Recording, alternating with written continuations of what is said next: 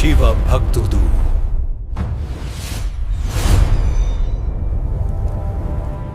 ఈ వీడియోలో మీరు తెలుసుకునే ముఖ్యాంశాలు: పెళ్లి తంతులో బ్రహ్మదేవుని పాత్ర, పార్వతీ పాద సౌందర్యాన్ని చూసి బ్రహ్మ మోహపడటం, బ్రహ్మలో కలిగిన వికారాలు, శివుడు గ్రహించి ఆగ్రహంతో త్రిశూలం ఎత్తడం, బ్రహ్మ భయం, దేవతల ప్రార్థన.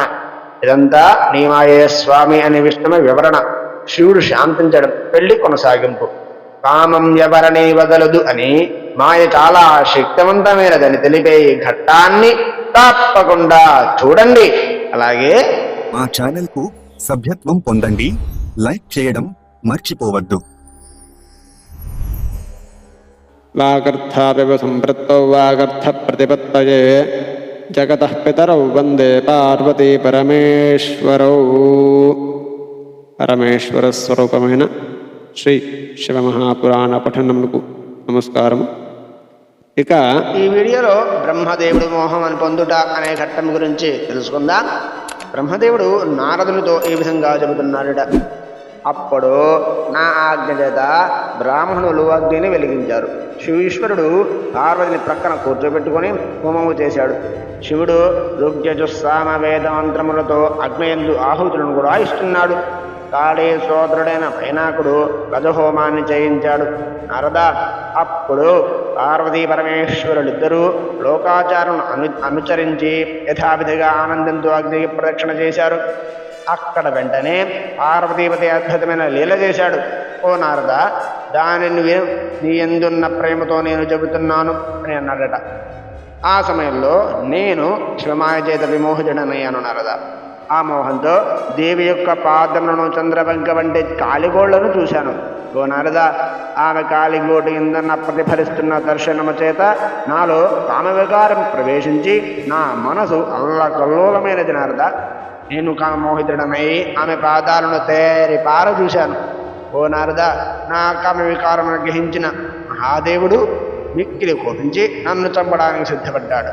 ఓ నారద, అప్పుడక్కడ పెద్ద హాహాకారం చెలరేగింది. జనులంతా వణికిపోయారు. విష్ణువు కూడా భయపడ్డాడు.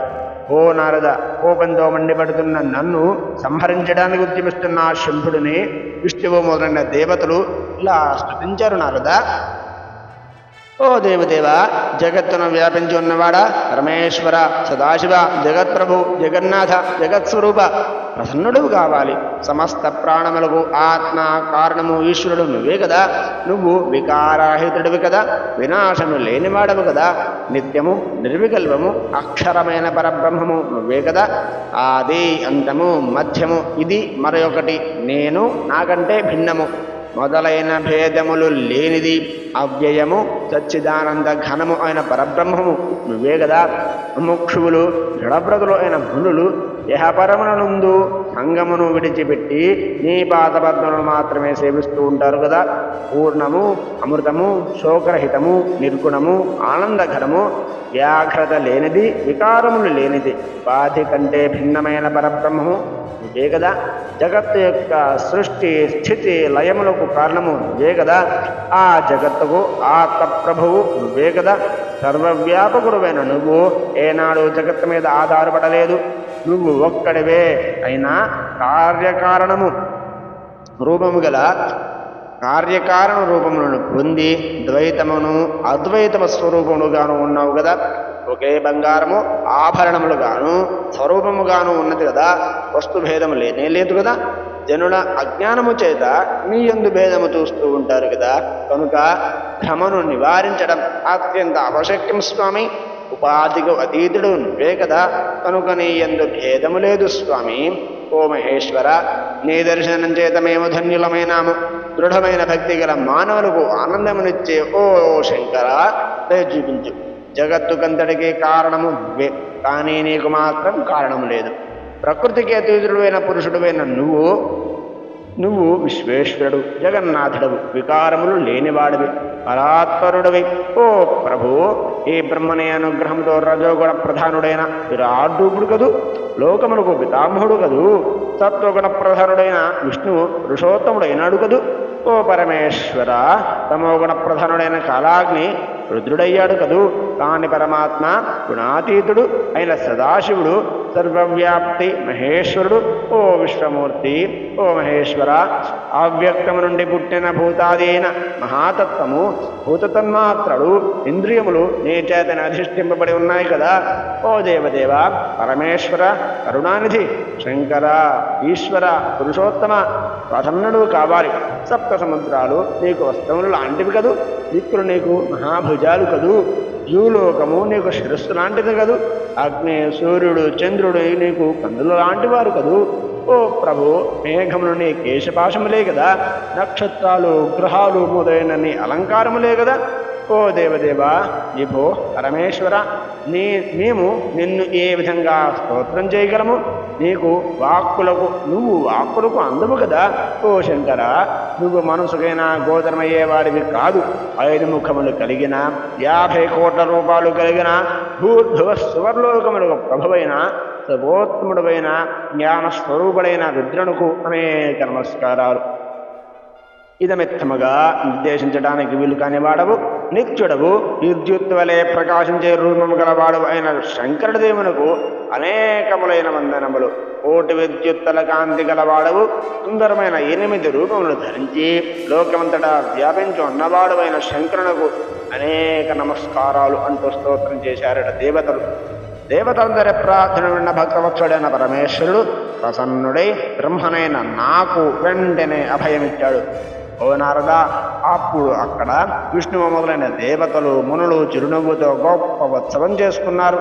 ఆ సమయంలో నా నుండి పుట్టిన వీర్యకణాలు గొప్ప తేజస్సుతో ప్రకాశిస్తున్న వాలిఖిల్యులు అనే వేలాది మంది ఋషులు జన్మించారు. నారద, అప్పుడు ఆ ఋషులు పరమానందంతో నా దగ్గరకు వచ్చి తండ్రి తండ్రి అని పిలుస్తూ అందరూ నా దగ్గరకు వచ్చి నిలబడ్డారు. కోపంతో నిండిన మనస్సు గల నువ్వు ఈశ్వరుని సంకల్పంతో ప్రేరేపింపబడి ఆ వాలిఖిల్యులతో మీరంతా కలిసి గంధమాధన పర్వతానికి వెళ్ళండి. ఇక్కడ మీకు ప్రయోజనం లేదు. మీరు ఇక్కడ ఉండవద్దు. అక్కడ మీరు గొప్ప తపస్సు చేసి మునేశ్వరుడై సూర్యుడికి శిష్యులవుతారు అని నువ్వు చెప్పావు కదా. నీ మాటను శివుని ఆజ్ఞతో చెబుతున్నాను. నారదుడు చెప్పిన మాటను విని వాలిఖిల్యులందరూ అప్పుడు శంకరుడు నమస్కరించి వెంటనే గంధమాధన పర్వతానికి వెళ్ళారు. నారద, అప్పుడు పరమేశ్వరుని చేత ప్రేరేపింపబడి మహాత్ములైన విష్ణువు మొదలైన వారు నన్ను ఓదార్చారు. అప్పుడు నాకు భయం పోయినది. నారద, శంకరుడు సర్వేశ్వరుడు, భక్తవత్సరుడైన, సమస్త కార్యములను చక్కబెట్టేవాడైన, దుష్టులను గర్వమును అణిచేవాడు అని తెలుసుకొని నేను ఆయనను స్తోత్రం చేశాను. ఇలా స్తోత్రం చేశాను. నారద, దేవదేవ, మహాదేవ, కరుణాసముద్ర, ప్రభు, సర్వ విధములుగా నువ్వే కర్తవు, భర్తవు, హర్తవు. త్రాటికి ఆధీనంలో ఉండి ఎద్దులు ఏ విధంగా నడుస్తూ ఉంటాయో అదేవిధంగా ఈ చరాచర జగత్తువంతా నీ సంకల్పానికి లోబడి నడుస్తూ ఉంటుంది. నేను తెలుసుకున్నాను. ఏ విధమైన విశిష్ట జ్ఞానము నాకు కలిగినది. నేను ఏ విధంగా పలికి చేతులు జోడించి నమస్కరించాను. నారద, విష్ణువు మొదలైన వారందరూ కూడా మహేశ్వరుని స్తుతించారు. నేను దీనంగా చేసిన పవిత్రమైన ప్రార్థనను విష్ణువు మొదలైన వారందరి ప్రార్థనమైన మహేశ్వరుడు ప్రసన్నుడు అయినాడు.